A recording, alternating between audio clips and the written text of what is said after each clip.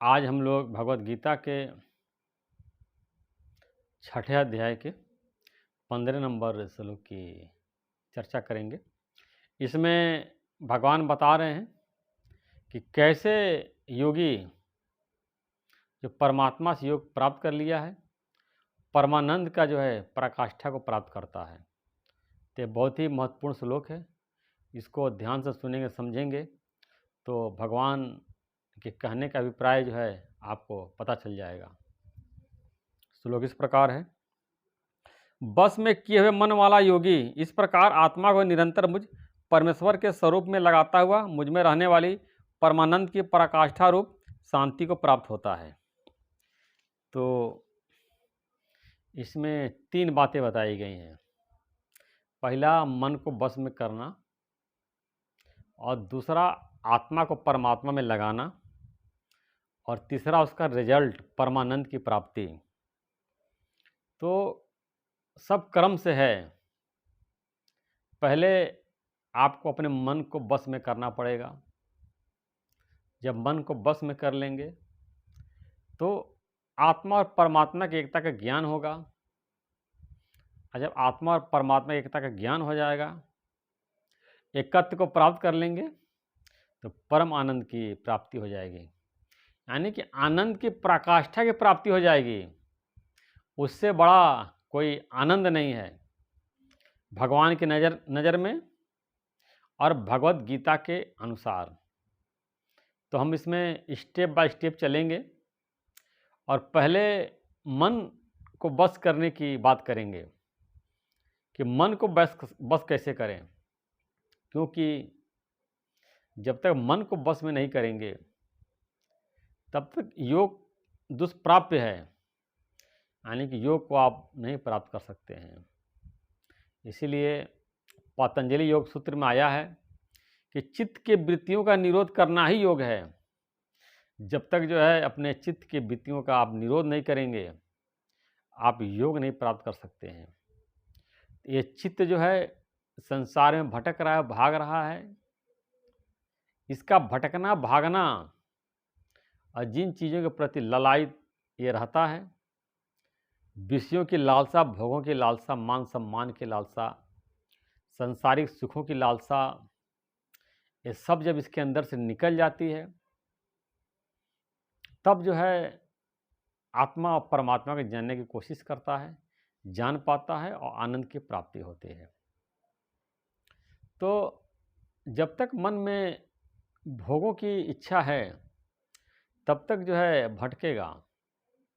इसीलिए भगवान ने स्थित प्रज्ञ का लक्षण बताया कि मन में उत्पन्न होने वाली सारी कामनाओं को त्याग कर जो आत्मा से आत्मा में संतुष्ट रहता है वही मुक्त है, वही स्थित प्रज्ञ है। तो जितनी भी आपके मन में कामनाएं हैं आप उसको त्याग दीजिए। क्योंकि जब आप छोटे सुख को त्यागेंगे तभी बड़े सुख की प्राप्ति होगी। अब जैसे आपको लखनऊ से बनारस जाना है, लखनऊ त्यागेंगे तभी बनारस पहुंचेंगे। लखनऊ में बैठे रहेंगे, अब बनारस की यात्रा नहीं करेंगे तो काशी नहीं पहुंच पाएंगे। काशी को मोक्ष का द्वार बताया गया है। तो जब तक जो है आप अपना जो कंफर्ट जोन है, जो विषयों में आप भटक रहे हैं, विषय को ही सबसे बड़ा सुख मान रहे हैं, मोह माया, इसको आप जो है त्यागेंगे नहीं तब तक परम आनंद की प्राप्ति नहीं होगी। अब भगवान नहीं कहते त्यागने का मतलब कि आप जो है पत्नी को, बच्चे को छोड़ करके जंगल में चले जाइए, गुफा में चले जाइए। नहीं, ये समझिए कि सब मिथ्या है, सर क्षणभंगुर है। ये दिखाई देता है आनंदमय है, लेकिन इसमें दुख छिपा हुआ है। इसको बताते हैं कि शुगर कोटेड लड्डू, बाहर से लड्डू होता है, अंदर चूना रहता है। खाते हैं तो लगता कितना बढ़िया है, लेकिन अंदर से जो है वो जो चूना होता है जो हमारे पेट में खराबी कर देता है, नुकसान पहुंचाता है। तो भगवत गीता माया विषय भोग जो है ये शुरू में अमृत तुल्य लगते हैं, लगता है कितना इसमें अमृत है, और उसके लिए हम भोगते हैं, अब बाद में विष तुल्य हो जाता है। विषय भोगने के बाद जो है वो विष तुल्य हो जाता है। विषय केवल भोग काल में ही अच्छा लगता है, बाद में तो वो बिल्कुल वो बेकार लगता है। जैसे मान लीजिए कोई आपने रसगुल्ला खाया, तो देखने में अच्छा है, खाने तक अच्छा है, बाद में तो आपका मल मूत्र हो जाता है।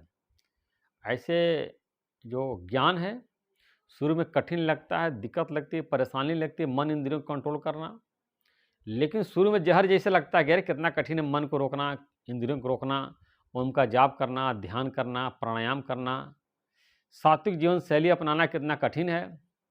लेकिन एक बार आप इसको अपना लेते हैं तो ये आपकी आदत बन जाती है, ये आपका स्वभाव बन जाता है और आपके विषय जो है अच्छे नहीं लगते हैं। शुरू में आपको जहर जैसे लगेगा, लेकिन बाद में जब आत्मज्ञान हो जाएगा, अपने स्वरूप की प्राप्ति हो जाएगी, तो आपको अमृत की प्राप्ति हो जाएगी। तो ये विषय जो मन होगा, जब तक संसार में भटकेगा तब तक आत्मज्ञान नहीं हो पाएगा।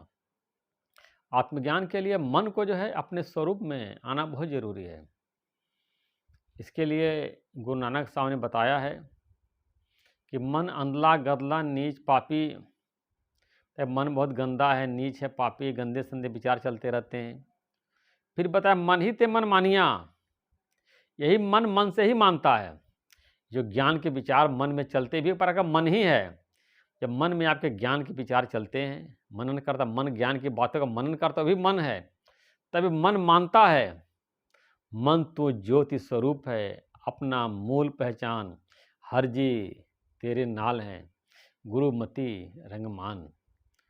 तो गुरु नानक साहब बताते हैं मन तो ज्योति स्वरूप है, अपना रूप पहचानो, हर जी तेरे नाल हैं, परमात्मा तुम्हारे साथ है, गुरु की मति को मानो।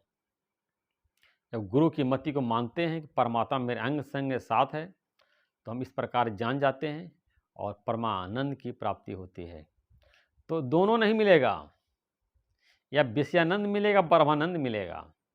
लेकिन योगी तो ब्रह्मानंद में मग्न रहता है, उसको विषयों की लालसा ही नहीं रहती है। जो कुछ सामने आता देखता है, जो कुछ खाने को आता है खा लेता है, जो कुछ पहनने को मिलता पहन लेता है। उसकी कोई अपनी इच्छा नहीं होती है, उसका कोई अपना हठ नहीं होता है। वो दूसरे की इच्छा से खाना खाता है, दूसरे की इच्छा से कपड़ा पहनता है, और दूसरे की इच्छा से कहीं आता जाता है, पर इच्छा में रहता है। उसकी अपनी इच्छा नहीं होती, उसकी सारी इच्छाएं अपनी खत्म हो गई है, वो तो ब्रह्मानंद में मग्न है। जब उसने अपनी इच्छाओं को त्यागा, तभी जाकर के आत्मज्ञान की प्राप्ति हुई है। इसमें बताया कि मन को पहले आप बस कर लीजिए और आत्मा से निरंतर परमात्मा में लगाइए, परमात्मा के स्वरूप का मनन करिए। मैं और परमात्मा दोनों एक ही हूँ, अयम आत्मा ब्रह्म। ये वेदों का महावाक्य, ऐसा बार बार अभ्यास करेंगे। मैं शरीर नहीं हूँ, मैं मन नहीं हूँ, मैं चेतन आत्मा हूँ। इस तरह के बार बार अभ्यास करेंगे। ये आत्मा ही परमात्मा, परमात्मा सागर है, मैं लहर हूँ।